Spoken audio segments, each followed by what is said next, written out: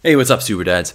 Happy to see you back here, or unless it's your first time, in which case I'm happy to see you here for the first time. So today I'm going to talk to you about a hack, a method for improving your technique, for really learning any skill that you want to acquire in a much faster and more effortless manner. And this certainly applies to exercise. So if you want, you want to improve your, let's say, squat, easy example, because it is a technical movement. If you wanted to improve your squat, this is something you could totally apply right away and see relatively quick improvements that, again, would be much more effortless than what you're probably doing right now.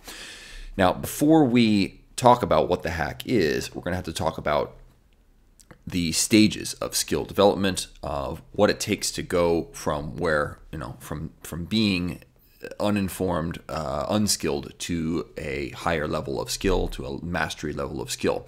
And so we're going to talk about the 4 stages of mastery. Now, for some of you, this will be new information. For some of you, it will not be at all. But if it is the first time you're seeing it, this is a really valuable model.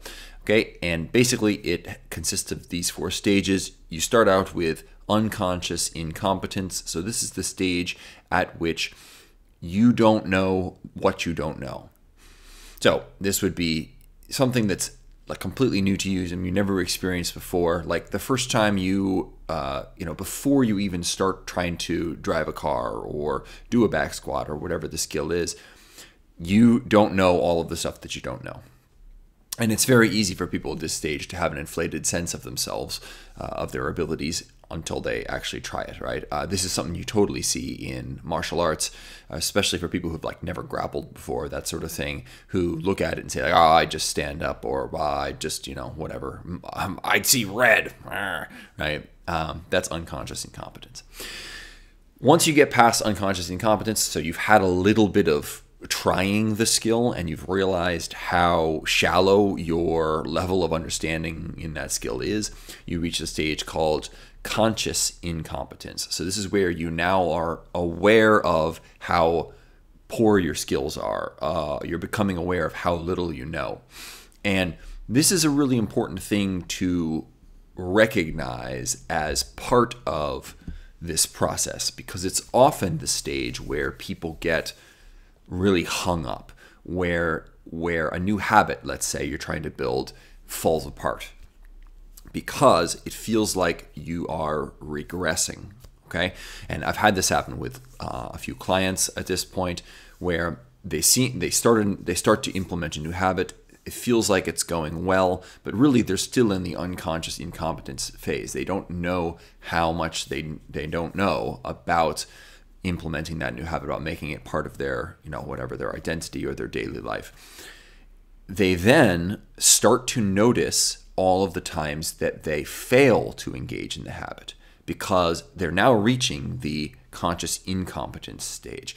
So they begin to see, oh, like I missed on this day and I missed on this day. Like, I must just not be good at making this habit happen. But really the truth is, what they're not looking at is all of the times that they've done the habit compared to where they were in the previous stage, where they weren't doing it at all. And so really they have absolutely increased the absolute number of times that they are doing it. It's just that now, because they're thinking about it more, the mistakes, the misses stand out that much more starkly, and they have an outsized effect on the psychology of the person who's attempting to make the change. It can also be why, if let's, instead of a habit, let's take a skill. It's why when you start learning a new skill, it often feels like you have a little bit of beginner's luck or something like that. Well, that's just because you didn't know anything and you started to do it, and you find like, oh, compared to not knowing anything, I feel like I'm actually doing it now. It feels all right. But as soon as you've progressed a little bit, you then begin to see all of the deficiencies and all the problems, and it feels like you're actually regressing. But that's a crucial part of the learning stage, or the learning process, I should say.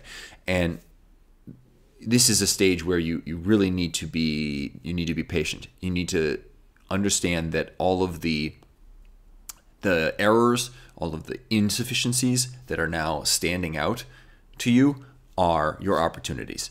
this is all growth. It's all progress. Okay.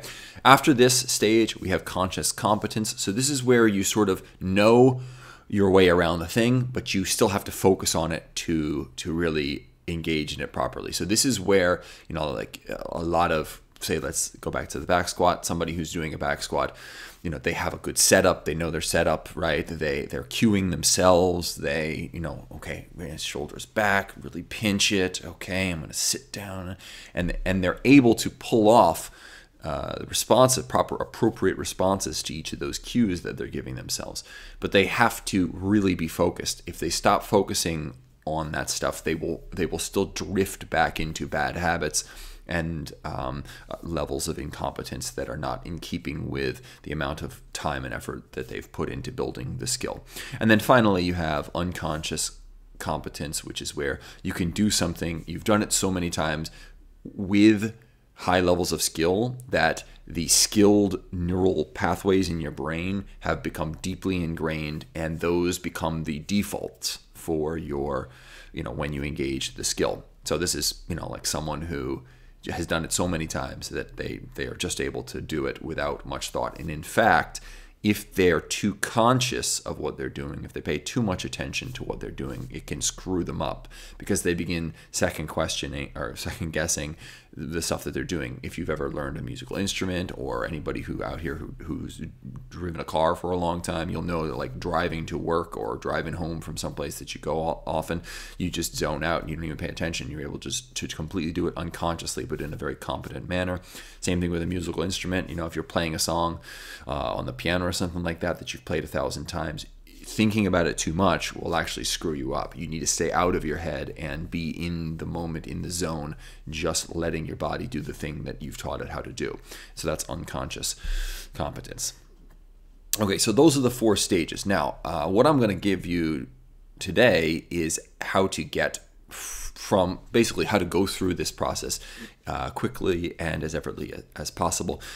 And there's one more thing I need to cover before we get to that. That's feedback and learning. So how is it that we actually learn things when it comes to feedback? Well, a lot of teachers, coaches, and just people who are trying to learn skills make the mistake of giving overly detailed feedback. They this and this and fixing this and it's too much, right? Really, we can only make one significant adjustment, let's say, with each repetition. So if you do your squat and I cue you, okay, well, next time I need you to push your knees out and I need you to sit back and I need you to, break at the hips first and keep your shoulders pinched and chest up. And it's obviously going to be overload. I need to focus on one thing. What is the highest return on investment cue that I can give you? And in many cases, I would actually like to see you sort of overact in that way. So let's say your shoulders, your chest sort of collapsed in when you were doing your squat. Well, the next time, if that's my cue, I'm going to try to get you to overcompensate, to overdo it, to really, so that way you've missed on the too relaxed side and you've missed on the overly exposed, overly chest up side. And then the third time that you do it, there's a good chance you'll find the sort of sweet area, the sweet spot in the middle, the bullseye that lies in the middle between those two things. So it's not so much a whole lot of detail. I'll just say chest up, right? That sort of thing is a good amount of detail. But what really does matter for feedback being effective is how tightly coupled it is to the behavior that you're engaging in. And by tightly coupled, what that means is temporally, in terms of how much time lapse there is between you performing the action and the feedback getting to you. That amount of time needs to be as shortened as possible, as miniaturized as possible. Okay, and this is one of the major reasons why people struggle so much with things like diet, with things like quitting smoking, with things like starting to exercise regularly. Is that there is so much positive feedback for your well-being that comes from something like a decent exercise, retinue regimen. And the problem is, it just takes too long. So if I do a workout, like I do a hard workout, whatever it is, if I don't know what I'm looking for after the workout, I'm not going to feel better. I'll probably feel worse if it's my first time. And then I'm going to be sore for a few days.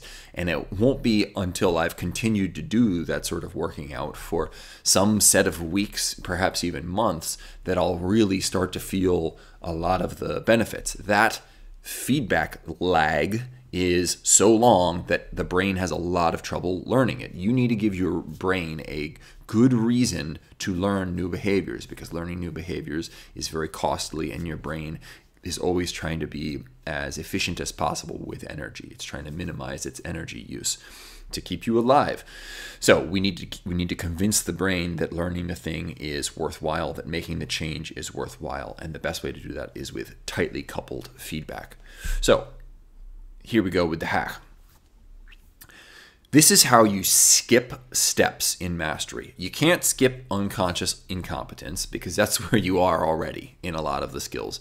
You can't skip conscious incompetence, where you recognize that you don't know anything about the skill, that you're in a bad spot with regards to it. And you certainly don't want to skip the final step of unconscious incompetence. That's the goal. But you can skip the intermediary stage there of conscious competence, the stage where you're really focused hard on being competent and you're able to perform the skill with some degree of ability. This is how you do it.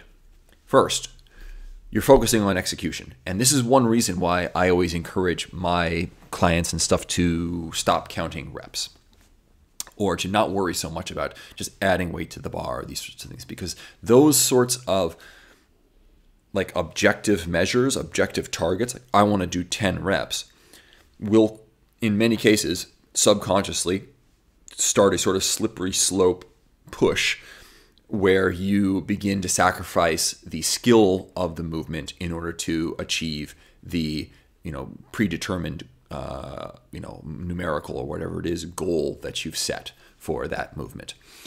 We want to focus as much as possible on performing everything, every action we do. If we're trying to develop a skill, we want to focus on performing the skill with the highest level of skill. That's a lot of skills. As skillfully as possible, right? That is really the crucial thing. So whether it's a back squat, whether you're drilling a move in martial arts, whether it's cooking a meal, playing a musical instrument, every repetition, the focus is not on whether you can complete the repetition, it's on performing it as skillfully as possible. So focus on your execution, not on the achievement. Okay, the second thing, after each repetition, you're going to give yourself a 1 to 10 score on that repetition. How did it measure up to the platonic ideal of that thing? So if you're doing a back squat, you got the bar on your back, you go down focused on being as skilled as possible, you come back up, and before you do your next rep, you're going to say to yourself, that was a 6. I felt my knees cave in a little bit and my chest wasn't totally up. But you don't need to give yourself those reasons. That stuff will just happen. You'll just think about, oh, how was that? That was a 6. Okay. Now I'm going to try again. And this time I'm going to give myself another score and another score. Now, those scores will not go up in a linear fashion. They'll be blah, blah, blah, blah, blah, all over the place. Maybe it's a 6, maybe it's a 4, 7, 2, 3, 8. But the trend line of those scores will increase over time without you focusing consciously on the cues, on making sure you do the little things. Just give yourself the score, and the rest will take care of itself. And then the final piece, whenever possible, is to reset after each one. So back squat isn't a great example because you're going to have weight on your back, but you could still do it there. Is this: do one, give yourself a score, and then sort of wipe everything, reset, start fresh, do another one, give yourself a score. This works really well with things like learning to play a song, something like that, on a musical instrument. It really works well with those sorts of other skills, like martial arts moves. Like, let's say you're trying to learn a new move. You do it before you just jump in and do it again. Like, you throw a combination, you hit the pads. Okay, 1, 2, bap, bap, and you think to yourself, 7. You don't just go right in and hit it again, right in and hit it again, right in and hit it again, because if you're not careful, you're going to be practicing a less skilled, less ideal version of the skill. And that means that you are ingraining an improper skill. You're ingraining a poor recruitment pattern that's going to have to be, torn out by the roots and re-ingrained the proper way. So you're just slowing down the learning process doing that. Take time to reset and then do it each time with as much skill as you can muster. Follow it up with a little bit, the feedback score 1 to 10, reset, and do it again. Now, obviously, this doesn't apply completely well to something like constant tension, high intensity training. Like if you were doing a back squat, you'd basically start doing it and you wouldn't want to lock out at the top. You'd want to keep this sort of smooth cadence with turnarounds at either side, so there wouldn't be a whole lot of pausing in between. And that's fine. It might be the case where during your warm-ups, this is a perfect thing to do, because you don't necessarily need to warm up with that same smooth cadence. I mean, yes, do it slow and controlled, but you can pause at the top of a warm-up rep and just give yourself a feedback, give yourself the 1 to 10, reset, try to do another one, because really that's what warming up, one of the, probably 80% of the value of warming up is to ingrain the proper movement pattern in your body so that as the weight increases, you're still doing it safely. Yes, there is some sense in which, loading the muscles and preparing them for what's to come, getting the central nervous system firing can be and absolutely is valuable. But I would argue that most of the value of warm-up sets comes from ingraining the proper movement pattern, which is one reason why when you're working out on machines, warm-up sets aren't nearly as important. Or when you're doing isometrics, there's no movement pattern at all, so they're not nearly as important. Okay, so there you go. These are some reflections I've got on how to really learn a skill quickly. You can apply it to whatever skill seems appropriate, whatever one you want to attain. Thanks for watching. You can check out the programs below. We got the Bodyweight, the Dumbbell, and the one for seniors, people in advanced age. And then, of course, there's a free program, as well as a Facebook group that you can join for all sorts of free stuff, advice, and whatever else. Thank you so much for watching, and I'll catch you next time. Take it easy.